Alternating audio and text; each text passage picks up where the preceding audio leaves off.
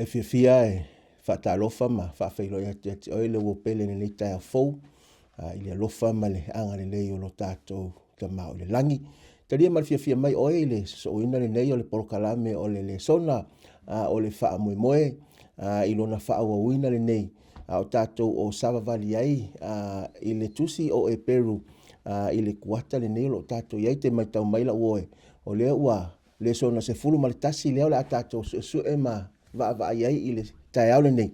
Ona tutoi leo Lesona i lua ona wha mai ai la ia leo le tātou kuata le nei se fulu ma le tolu ona suenga ai mai atia uma le au whainga luenga fia whaata alofa ma wha whailo i atu ta lia mar fia mai oe le wopele i le suenga o le tuspa ia le nei tai au ai tātou te lei a ngā i le tātou suenga wala ulia puno mailo wao mo i mea fofonga au la Taitaiina i tātou i se talo ma tau te whaaftai tele le tua i lo alofa ma lo wanga le lei e ui lava i le tele o lo i tau ma whaafi tau le nei soi fuanga o lo e tau fi mauina pea lo mātou wola i o awanga le lei sa au ni fo i mātou e su e i lo fina ngalo le nei tai au talo le tua whaonga ina o mātou tangata whaoina i mātou i nei ave i mātou o nisi ala tua i le tala le lei o lo malo ia mau ai i mātou uma le tua le wha malo singa mātou te lata atua i lo nufuali i malo malo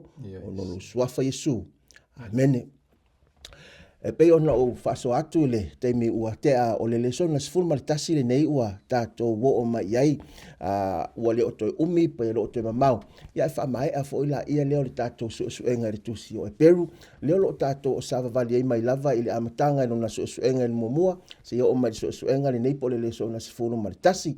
O le autu le ua whaautu ina le suenga o le so o whaautu ina whapene o Iesu le Taitaiina ma le na te Faaatoatoaina. O Iesu le Taitaiina ma le na te Faaatoatoaina.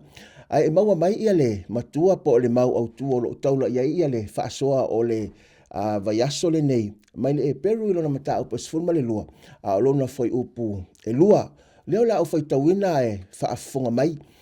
Ma ia vaa iatu i a Iesu o le na te Taitaiina ma le na te Faaatoatoaina le faatuatua o le na ono sai le sa tauro na faatau vaa ia te ia le ma ona oli sa tuu i ona luma o nofo fo i o ia le tūtau matau o le nofo ali i o le atua i le mta upu e se fulu ma le sifulu ma le tasi ma le amatanga o le mata upu e sifulu ma le lua le tusi o e Peru i nei leo lo au mai ele suenga o le vaiaso le nei ai le mata upu e sifulu ma le tasi ma le sifulu ma le lua o nisi o mata upu e taua ma e sili ona whaonga ina i le tele o taimi e tangata po whailaunga fo i taimi e whaaso ai ai i le mata upu e sifulu ma le tasi o lo ta oto ai ata ma whaataitainga o tangata whaatuatua i le taimi o mawai mata upa se fulu ma le lua fe mua lua ma le tolu leolo o mai ai le tātou matua tauloto e tātou te vai ai ua taulai ua umatangata i le whengainga tuai matangata ua mawai ai ua o loa ma ave loa ia Iesu wale o ngā totonu walea o le tusi o e Peru o Iesu tau tilafia i le suenga o le vaiaso le nei tolu a mea tā wale le a tātou vai ai o le ale whatuatua lua e whaapewheo no tātou maua, tātou te maua le ale tātou toi vāvaai i whaataitainga mai tangata ua mawai mai la tou na whaamaoni ma whaatotua le atua malelona tolu e whaataitainga po e maua mai whaataitainga e ala mai ia Iesu a wā o le taula le nama le o ngā tono le tusi o e Peru a leo le a tātou a mata i le vaenga mua le nei o le suenga ua whaautuina e ola le tangata whaatotua i le ame o tonu e ola le tangata whaatuatua i le ame o tonu ai lolo va vai le e Peru le mata apa se fulu fa pe tolu se fulu ma le lima o le tolu se fulu ma le iva e ola le tangata whaatuatua i le ame o tonu lau sunga i le whawhengainga vine whaatalofa ma whawhaila e atu ni tai au ma lolo soi fua lau lei lau sunga te tai o le tato poklame le vivaenga o le aso i le lofo le li. Ia le tuatu le vaenga mua lea le tātou whasoa e te tatala whalau tele ia ona mai moanga i le autu lea e ola le tangata whaatuatua i le ame o tonu. Whaatai le vaenga leo le tātou le soda o le Le mele le whātotua i le me sue ai. E tofo ina ai. E loa i le me tau le whātotua. E le fua le whātotua i ni whamtalanga. O ni staimi tala noa i tangata i whamtalanga maupu. Au le mea le whātotua e ola le tangata mi o tonu i le whātotua. Tā ua i o le whamtalanga whupatotsu ma lima. Whupatotsu ma lima o te whia whātawaina o pui e lua. La fuai. Ma le whamalosi. Whamai le whamtalanga paulo i lana la ungai momoli i tangata o le atua o le o tū la lata. Ma momoli le lato wawa i le whamoe. Whamai paulo. O le mea lea, aua le la fuai e o tau le whamalosi. Wa i ai le tau i tele. Kusa le, o le mea le i maua. E le maua taui. Le taui tele le maua. Ai o le mea le wa mopo e tua ia paulo. O no nisi sa wali mai taimi o le nuo Israel. Nga lako kumuri. Mau ese. Nga mafua mai. O le ola la le mea le kaolea. O le whatotua. Wa le eise whatotua. Ai whamai e whamtalanga paulo. Ka luai sa kupu i kai miua kea le kou mule o tangata mai ia Iesu. Ma le atua. Pumele leo paulo i langa laptainga. Aua le la fuai o kou whamalos. A ia i loa e o kou. O le kau i le lunga. O le kau i tele. E matango fie. O le si whaupunga le whamatala mai e paulo whuptusun ma lono te fia whaunga ina mele. A wa ngā i ante o taulon sai. Ina ia maua e o tau le mea na fola ina. Pea umau na whaia e o tau le whidangalo o le atua. O longa winga o le mea leo le whakuku. E mo mia le mea leo le. O le onsai. Langa e ke onsai beti ngā. E kofo i ki ngā o le olanga. So se tangata whatutua ala e le lava kia le mea leo le onsai ki ngā. Longa winga e le o ola ngaka ngā i lalo o le mea kau o le whakuku e ola. Lono winga e kakau le tangata whātotua wa ia i loa. Ia o lona malu sianga na whaupo e whapea wala le whalinga suma tolu whaupo sifu. Mai se aise na te taitai nisi whatangata o taua. E alu lava ia whatangata o taua. Aise na te whasiotia i le pelu e tusa na whasiotia o ia i le pelu. O le mea le na ua iai le ono sai ma le whātotua. O le upaia makaulea o le anga ia ko le. O le soifuanga le tātou teia. So se ka ngaka e pipi ia Iesu, e whafsanga ima. Whawhitauri. Ma whawhitauri o le olanga. Ma o le ngaka la e mausali, ma le popole i whawhikauri, ma le fefe whawhikauri. O le ngaka la ngā ngai le mi o kongo le akua. O le fefe i whawhikauri, o le ua i kat kongo inga. Le taitaiina le atua e lona olanga. Nea, o le singa wanga ka ua, o le whātotua e le solomuli le pelu. Lona winga po alawa whaingata ma me o mai. E le popole le tangata o ola. E le amea tono kewis. Ono le maloso le whakokua. Lona winga le whakokua o le me kupu. E leo se mea e ngā onga whāleo. O le me ilon whatinonga. Ia, e kele angai mauia mai e lulu. E mai a le whaipo e sumaru whainga sumaru wha. O le mea le neua i aile ono sai lau paia. O le mea neua i aile tausi polo i ngā le atua. Ma le whatuatua i a Iesu. O longa winga. O le whakokua. E ono sai. Whalango i a Iesu i meuma. Ia. Ke longa wa lava lea. E whaupatolu walu ngā mai e le winga o le kako Lesona. E ola le ami o tonu i le whatuatua. Ma lea. Antu muni e le fia lavalo loto i a te ia. O lona winga, o le whata o tonga o le taunu unga o le tangata e ese mai Iesu. Ua ka o mai kaunga unga o le tangata pēr ese mai Iesu. O le fisiri le amua ringa ese mai Iesu. O le ise whātua. Wa ia le maua foi le ami o tonu a lea. Le atua le malosi ai le kongi ola Iesu. Ia ka o ami o konginga. Whamelera whamkalanga. Alu ese. Lunga winga o kumuri. Lunga winga le fifia i Iesu. Le lai whamai le peres. Fumakaso i mboyongo. Ale is whakokua. Ele fia mai. Ele mwhai mai le kua. Awa tau ngaka waku e kei. O ngā sila fia lele. O lai ola le kua. O ala me kupole ola. Ie ilo o lai ola le kua. Ia whaftai. Whaftai mo le whaasoa wae, le ua e oto mai ia upu tā ua ia lo tonu o le whai upu lea. Ma le tolsu ma lima, tolsu ma le iwa pe o le upu lea o le onsa ia wa o le fua iei tangata o le atua le teimi o totoi. O tangata la tau te ono sai ma whaatua tua. Ele ngata lea o le upu whaatua tua lea tātou te vai le amtanga o matapusuma tasi lo whaamtala maelo na winga. E malesi upu le nalo iei tonu o le ame o tonu wa whaamtalanga le luol timo teo lua suma tonu. Me a fai tātou te le whaamaoni. E whaamaoni pe o ia. Alo whaasino i le atua. Po le alo tātou le whaamaoni. Ai e whaamaoni a le atua i lana olona alofa ma alona ngā lei mai a te tātou. Ai o ia mea uma.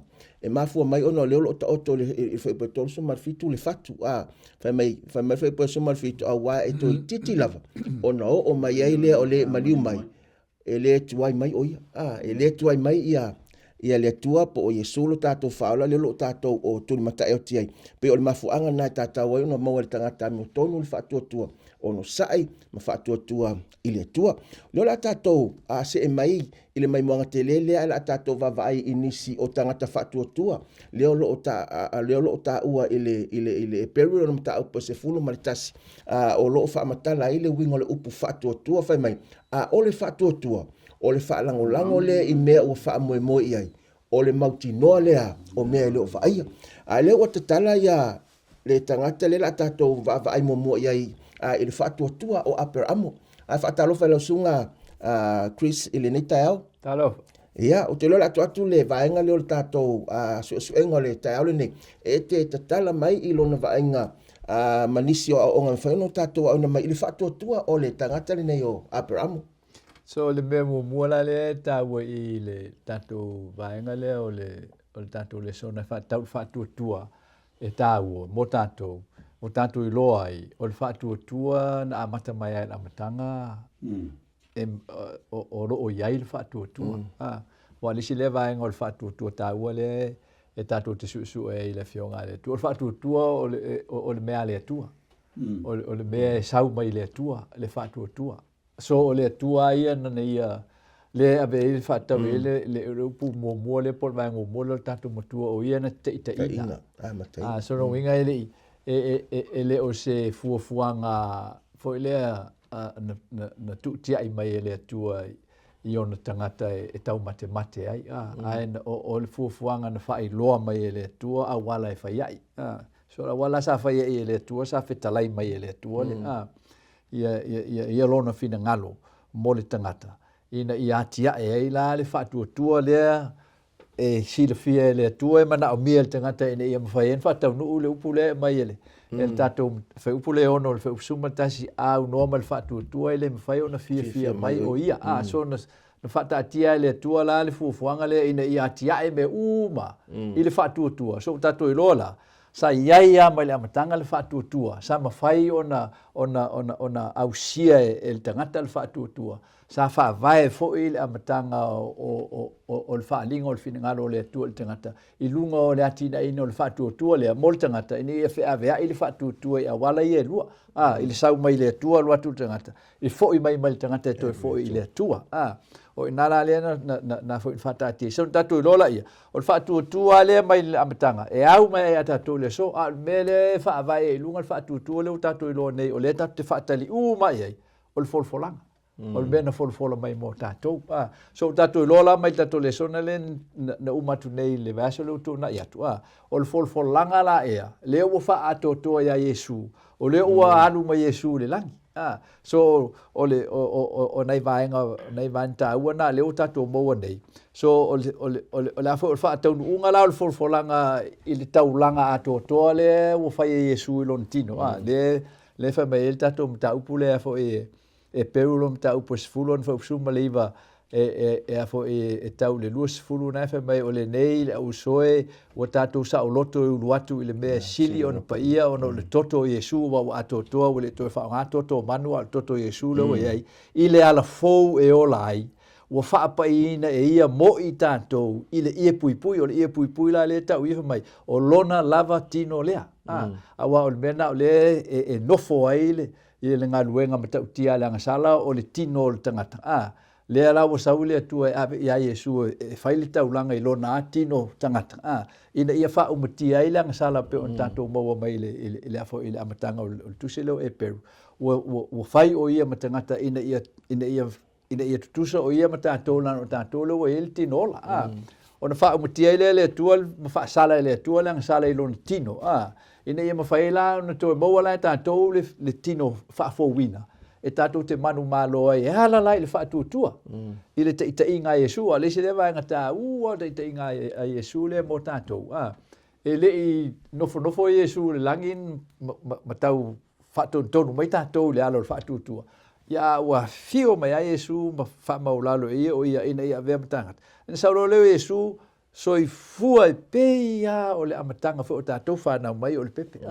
Ola mai tutono lona ainga, e ona matua ustai man ana e ona matua ma ia mafuta ma le si o manga o nuu ma la fanga o lo yeile loto lotoi o le ainga tangata ma va ai tangata ilona soi fuanga ma ia ma I ua tua il te mina mataila nga luenga o le tala le lei o le moli maula le tuspa ia whaatau le taitaiina le a Iesu e le ianga sala whaatasi Iesu so ato le taulanga le enu whai Iesu mo tatou talwaila o le mana o le atua ina ia sauni tatou mea na folfolina pe lau Abraham le lau tatou lo mai Abraham o tangata whaatuatua ai sea le tatou lo whaatuatua tangata lo Abraham langa no tali tonu a Abraham o upun famile tua mele tua e wa o tanuanga Abraham ma le tua fai afa me Abraham ia ala se bet fai mo o le so sudi e mele tua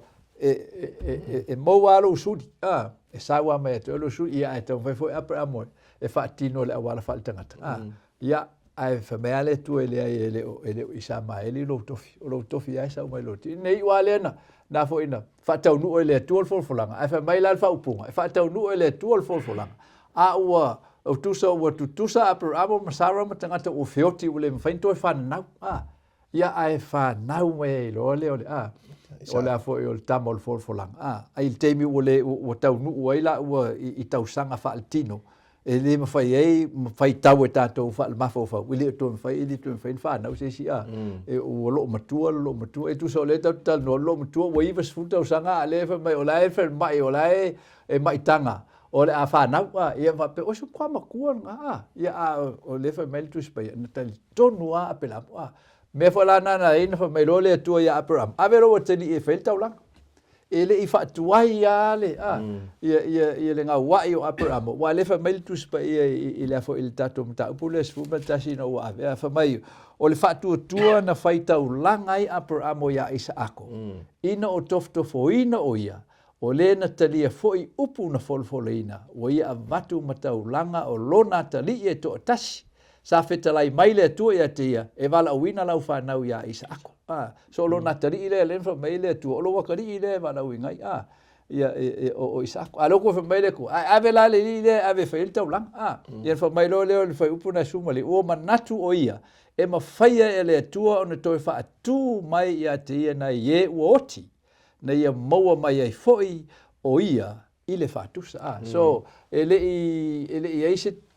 ese tau maso salo Abraham foi la mo mai le tu avelo o kari e fele kaula be ala ave foi qua mo mai ia fa vale tu ave ia le fa mel tu spia o manatu I foi ia Abraham ia fa ia le tu ona na mai ala tadi ile fai fo ele tu on to fa tu mai la tadi ile pa pe fa el taulang le fa tu sal na o le taulanga ato to ia Iesu le la tatou te loai o le olanga le tanga fatu pe ta o el fai o tanga fatu tu ele pala ai I tofongo le olanga ai sea langa fo la fatu tu ele tua e tu sapo o ai fa ngata te u ia il fatu unga o la fo o le vala au po fatu nunga po te inga le tua I o tatu ola ma soifuanga o tanga ai la te mautinoa e mawhai ele tu on fatau nu meia so le au tu na o le te amatan tato vai to e Abraham mo ta o tangata fatu tua o tangata fatu tua o tangata Iesu sta ile tua ona tal tonu ato tua e mawhai ele tua mena so ele o tatou la o le tua so ala na ele fatu tua mo tātou, ono wa tātou I loa le atua, pe on fa mail fa upo ono, I e loa o lo soi fuo ia, ai o ia fo ina te tauia le na te sa ili ia te ia, ma le mai nga, vinga e tauia le atua le tangata e sa ili ma fa tutua ia te ia, e pe ona fa ia Abraham. Ia le ata fa so tu fo lesi van, Whaftai, wa taua wa pe se I o se tasile ni o tala I longa mai e mana tua pe tangata o le tala le whainga taulanga Abraham I lona tali. Wa pe awhai e tātou te o le tūse o kenese le mta apu los furu ma le lua le olo I e. Ino o val au le atua whi upo e lua. Whamai whamtalanga le atua I e ave lo watali. Uma le nae whamai le atua lo watali e to atasi. Uma le nae whamai le atua lo watali e pele I ate oi. Uma le nae whamai le atua le lona wha o isa ako. Tau sa alo ma le ngō le tam. Au nei o lo ua su e mai ai pe tofo tofo. Wa pe o le su e ngō le wha tua le. E o ngā whela mo tātou le so. E ele te me su e mai ai le atua lo wha tua mo lo wha tua. Pe o na su e Abraham. Wa whamai le atua ave lo watali. O lo fia I loe le atua. Po o fele me ave lo wha tua. Wa mankua pe whakua tua ia isa ako pe wha tua tu le atua. Lua whamai ave lo watali e to tasi o mana o le tua fia I loa. Inisi o teimi le tātou savalinga. Po fe ave lo tātou wha maoni. Pe tātou wha ma pe awha pe to e tasi ale mele to toi ate oi. E te tau na ave mo le tua lo so e mele o fea mea ye lo wha maoni. Mai mea ngai kasi lo toi ate oi pe ona whai Abraham. Le ngate nafa mea mai le ua pele I ate oi. E le se pele le loto o Abraham nai lo isa ako. O le tamo le folfolanga o le epuna o wha wawina le ngafa. Tu sa ima le folfolanga le tua. Mai le ua pele I ate oi. O nisi te mea su e mai le tua lo tātou whatu tu I me pele o tātou loto. Me silio na lata I o tātou whatu. Su e mai I tātou le tua po where me tau te whamomua. Pe e te alofa whamaoni I ate ia. Pe e te alofa whamaoni. Ai whai ulo whai mai le tua. Ia a mai la ia isa ako tau sa o lo malengo isa ako. O luna wingo e neu whai mai le tua. O whea o ye lau tāpua inga. O e whatuatua mai I ate au pe te whatuatua I le mena o fua I atu. I ate o e au nei e a ngā mo tātou. E iei tei me su e mai eilu tātou whatuatua I le tua. Ai te tau no tātou manatua. Ia whamuamua le tua ma whatuatua I ate ia. O ia o le na ia fua I mai ma whamanuia mai I ate I tātou. E le ngata o le ua tātou vavai I a Abraham. Hau lea fo iwa, au mai le isi a tangata tauta ua le nei po le sitoa manu le tuspa ia. O mose tātou te vavai ei I le suesuenga le vaiaso le nei. Wa o mose o le tangata sa tari tonu. Ele I vai iai, le ele fa autuina o le vaenga lea tari tonu I mea ele I vai. Tari tonu I mea ele I vai. Lolo a mai le e peru sumatasi lo sumatolo lo sumaleiva. E whatatau ia mose. Lau sunga le whawhengainga a vine lea le atu le vaenga lea. E te whalau tele mai ma e te tala mai ia mai moanga. Ia poni Lesona fo e mawhai ono tātou wa onga mai ei. I le soifua ma le o langa o mose. Tei lo le. Me mua tātou tele I talnoina ia mose. Tātou talnoina mātua o mose. Ia kapeta ma malontorua. Me tolu masida na la tausia ia te milio tu la foto. E sa se pepetama Israelu o da faulaina. I le fatu tua o mātua mose. Amen. E pei e fōlinga mai o le ola I tutono le pepe lea. Se ia o I da ave ma tausi fata whea I lungole. Whamele au le whaupo e a whaine e lua sumar whao le o tusi lea tātou te whaitawina e whatau ia mose. O le whatua tua na le mawhai ai mose ina ua matua o ia. O na ia tā ua o ia o le tama le whawhine o wharao. O fili whaupo e lua sumar lima, o fili e ia I anga le anga ina whaatasi matangata o le atua I le lei ai. Ai aua le ia ante ia le fia I le anga sala e vave mawai. I le maitawina ma tātou wawai e. O le kulanga le wai mosepe a whaatulanga ina ua matua o iei tono o le sio manga o le aingo wharao. Iei kupito. Kusa le wai a ia ionga lima me umaroa wharao lea. So o lo mose. Kusa o lea wai a vavai aku I manguia whale tino. I manguia le ngata o le tamao ainga, o le mamalu, o le whaea ea, ale malo ai kupito le ala, watu e te ia, fe mei whamtalanga. Wa le whirwhire e mose. O le mga o e mose i mea ia. Onga o longa mga. Ia kau whaakasi ia matangata o le atua. Onga e, o le mawhau o mose, e leo mea ia o laia. Lai vai e longa o langa, langa fe mei mose, o mea ma vai. O le o langa e le ngata, o mea ia, o mea maua mai lang sala, mea o le whai i to tono, mea whapau o le malo e kupito. O mea ia, o mea ma vai. A o langa vai la le vai e. O le vai le manguia la le ka oko mai lunga. Le ka kia mai lunga. Le whamoe moenga la ngā tangata ke visiang. Pea whai ua, ka koke wā vai. Whau pua rosu malon. Wa manatu o ia i le uwhaiwhai. O no ke riso. O le oa lea e sili i whatunga o. Po o angisi mea o leo langa. Ai a misi ke riso o le oa sili o le langa. Mo le isa winga o leo langa. O le mea la ngā lenko ko le mawhau mos. O le Lesona le ka ua mai la wawai. I le tangata neo mos. O le whatu o mose i li ave sea i le oa. Mo muanga lua. O le whatu o mose. E le ipopole i le mamalu ma le tamau aingo e kupito na te maua. Tolu. O le whatu o mose mamau lana wa ai i mea e le pala. Ma le malusili. O fea. Whamoe ngā le whatuatua mose. O le whatuatua e ola e le whewhe le oti. O le whatuatua mose.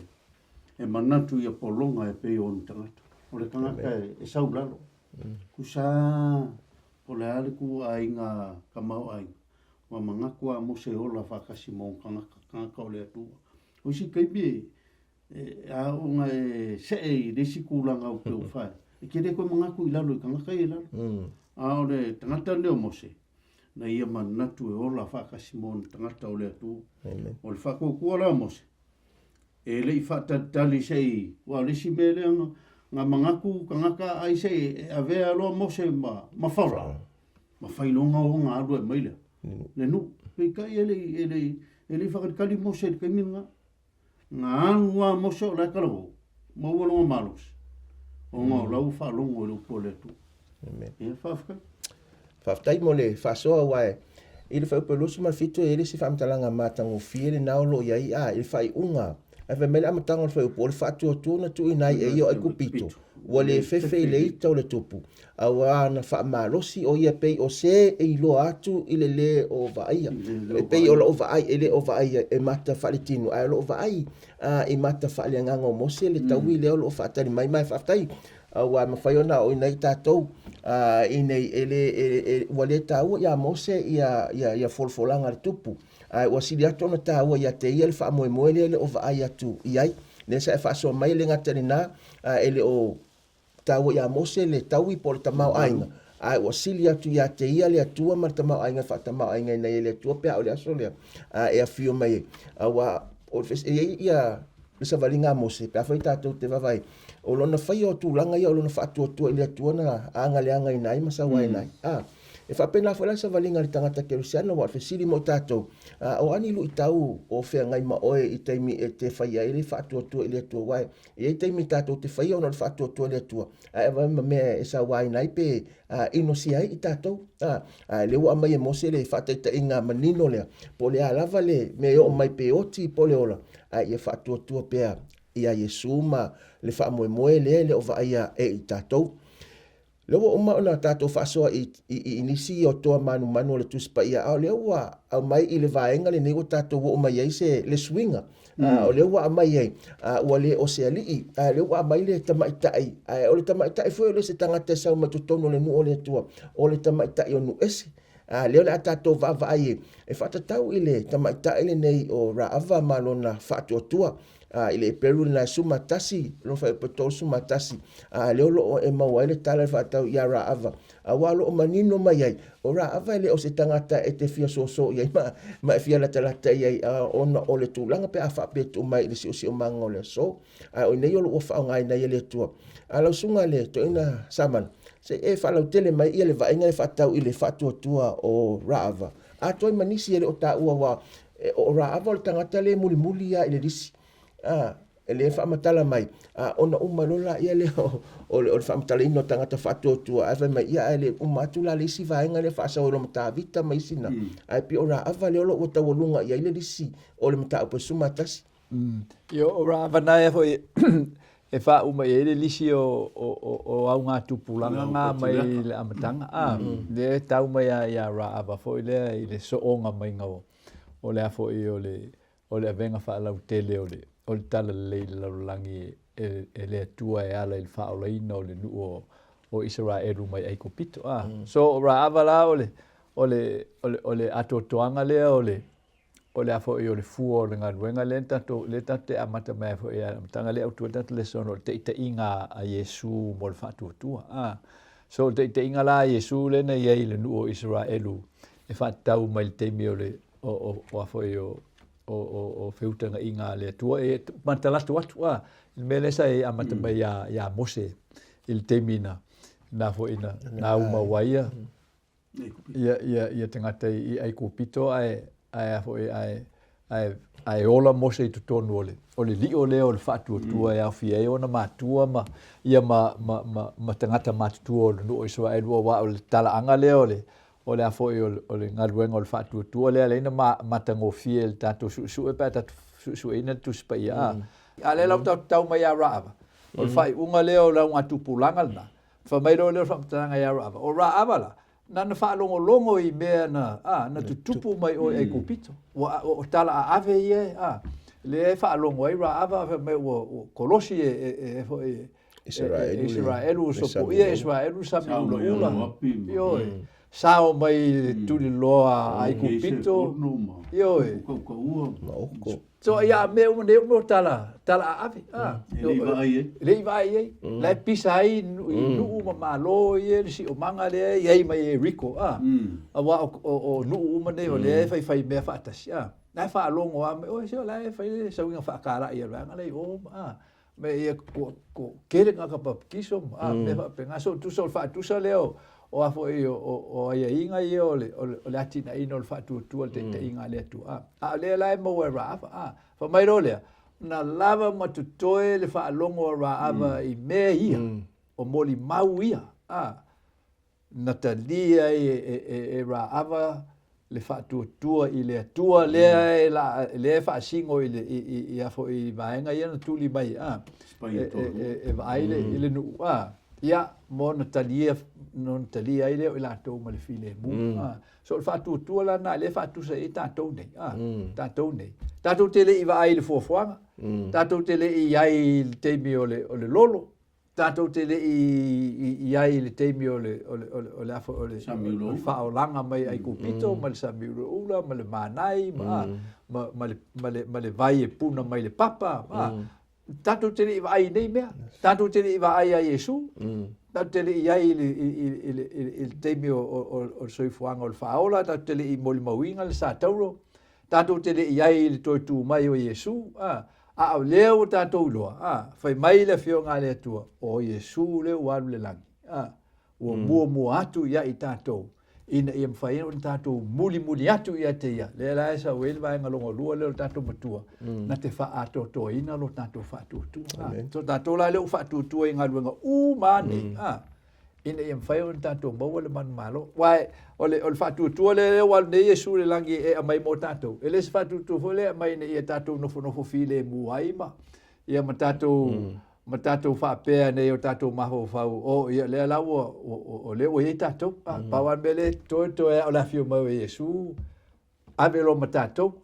Le tātou te loa le mol mau el tuspa. Ia le ai. Langa o le fe mai ia. Pa mai a upo Iesu ia le Ioane fo le sful wha. Pa mai o le tali tonu mai ia te au. E whaia lava e ia ngā luenga o te whaia. E whaia fo e ia mea e sili. Ia mea a wā o te alu i lo utamaa. O mea umafo i tō te ole atua i lo ingoa o te whaia lava. Ina ia vi ia le tamā ona o le atali. A whai tō te ole atu i se mea i lo ingoa o te whaia lava. Tōn whatu tōla nā le afo wafo i wa pasi mai a tātou. Ina ia tātou i loa la o le whatu tōla nā le walu Iesu e wha mautinoa.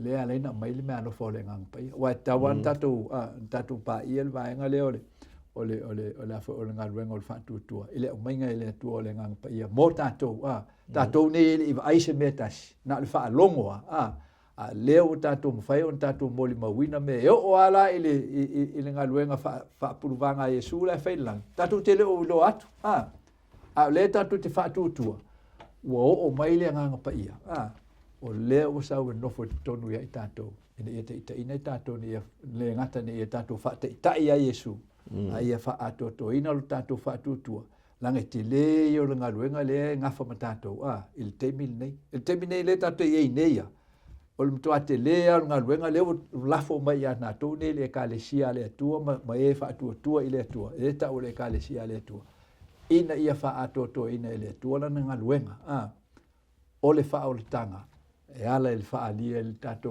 ola ile Faaatoatua le ala o tato tano ai ina itangata ya le la tato fai ule ilo na fai unga leile e afo le yo mai ya il tato vai ngomul ma lo fa tai mole fa so la sunga le to ina wa au e fa so le o wa faitau ile tali raava le te maua ile Yosua mta pelua ai amata fa poiva fa mai o lo fo ina to i over le nu ya te oto ma o mai lo oto mata uti ya te mato o lo winga e te mai talia raava e me fa ona tupu ile so ole moli mau mai atangata i va venga fa ile tu yo tato o langa mala tato au nanga i fa manianga le tu e ma fa ona ave ma awala e ma fa ona liliu mai ai matalia le tangata ia le tua e ala la le vai le ofofongia ma le matautia o le tua i va venga mfai ona ia fai lo soifua ma lo wola ile aso ole o tato tonu mai le fai ungo le tato so enga ma o nei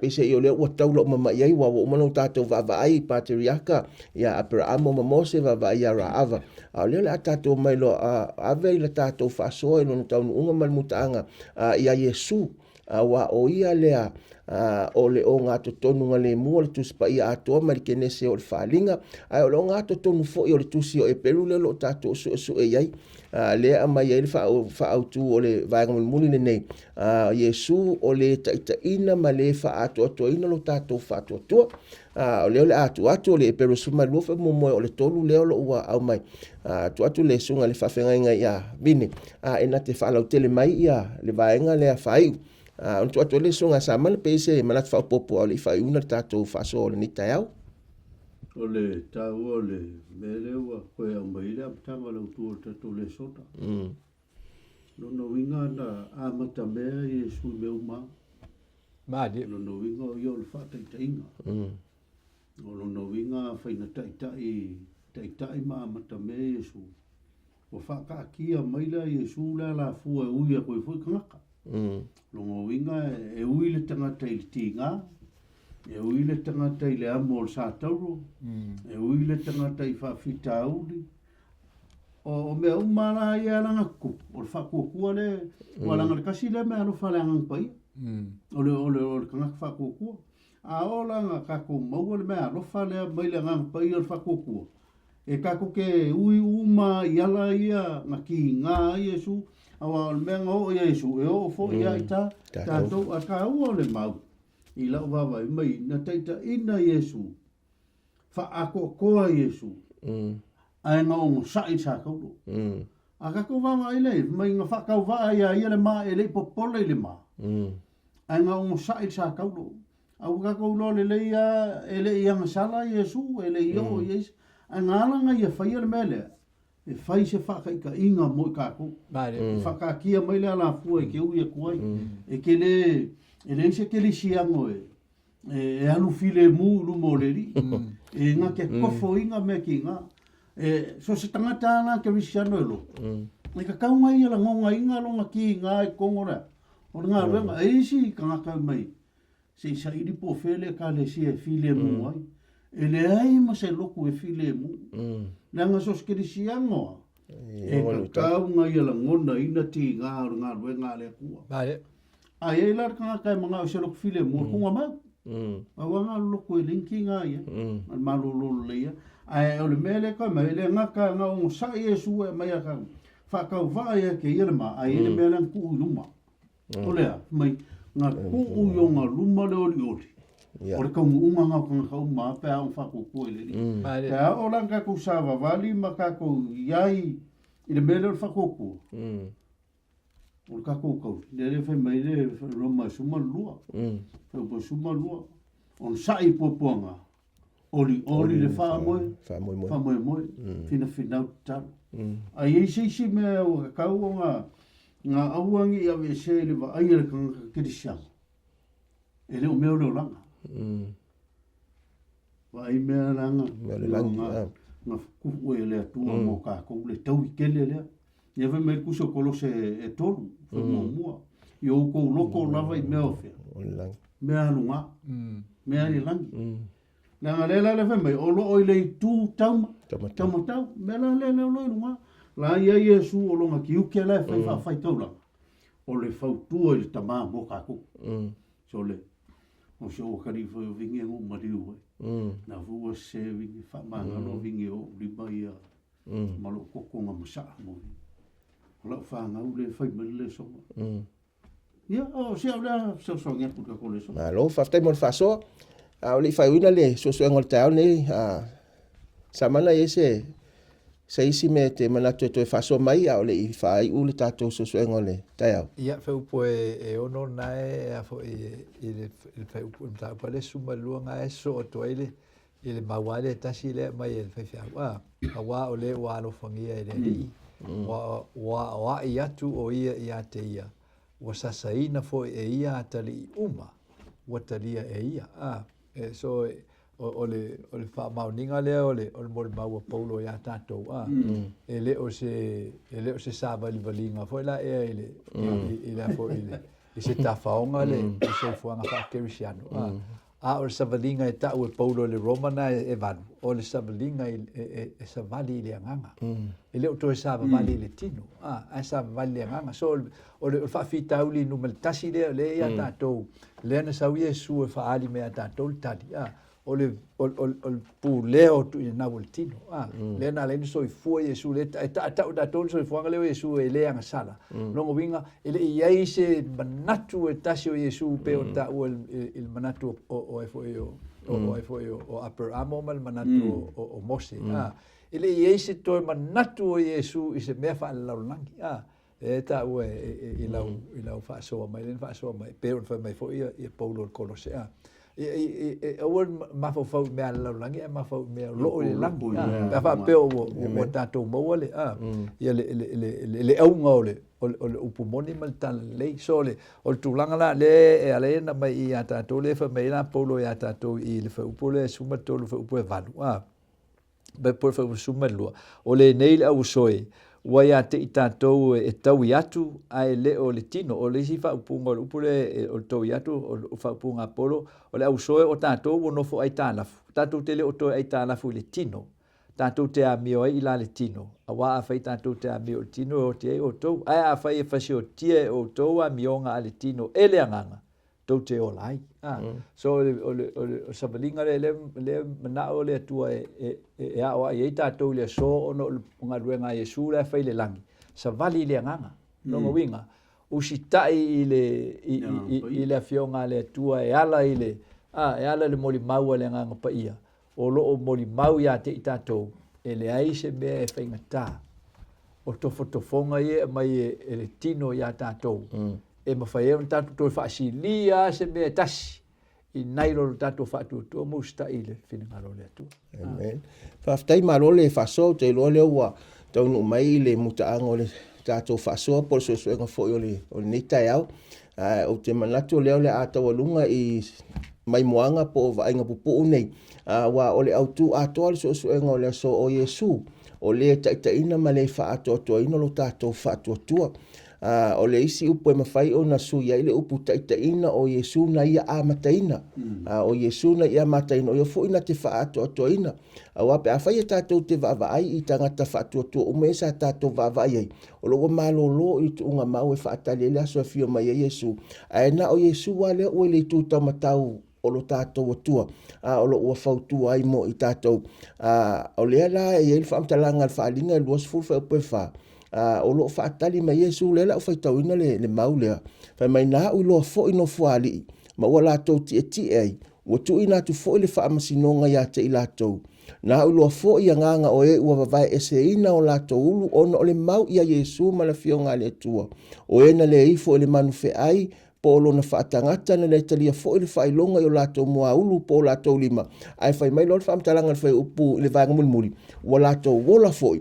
Ma ua whai ma tupu whaatasi ma keriso i tausanga e afi. O no winga, o leo ua whaatoa e Iesu ma ama iel whaataitainga. E ma whai fo i e tātou le so, ma i lātou uma iolo uma moito unga mausa whaatoatua i le teimi uma vai. O na whai i tātou e nofo tupu whaatasi ma keriso. I le aso e afi ma ielo tātou matai. E tau e te au le vaenga le au vai le ngata leo uma na whaasua ma ielo sunga. O uma whaina au mai e Iesu ma le au wala tātou te sava vali ei. O tātou ola leo langa li nei. E peila al whaamtalanga tusi no Filipi rom tau pelua. Whai mai ia te o taufo i le lava manatu sa ia keriso Iesu. O ia sa winga whaatasi ma le atua. Ele i manatu ia se me whao ena ia tu sa lava o ia ma le atua.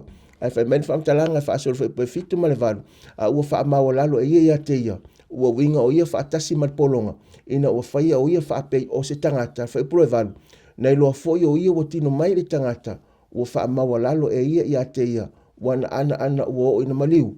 O le maliu lea i le sa tauro no winga. Pea iei seisi a wale mawhaino tātou manu malo. O le tātou whaamaua lalo pe o na whaamaua lalo Iesu.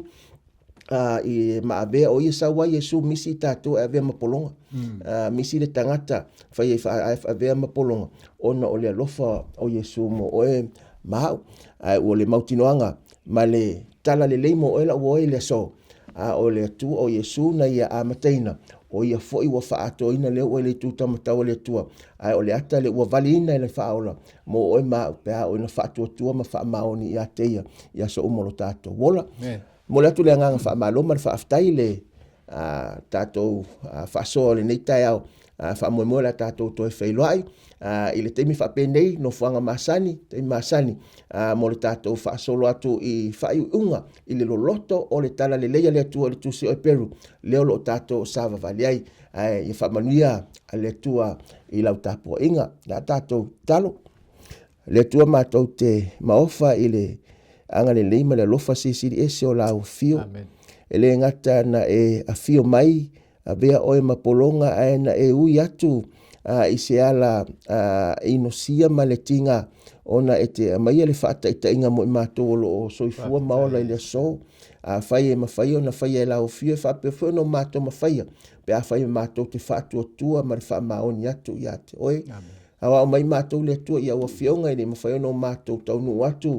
I le langi ma le ola e whaavavau. Whaamarusi ai mātou le so. Whaamanuia le atua. Ia i lātou o sila mamai mo mai whamanuia fo ia i mātou mo le whaasoa ino lau o fionga. I lo sua whapele Iesu o mātou ole matatalo tuai. Amen.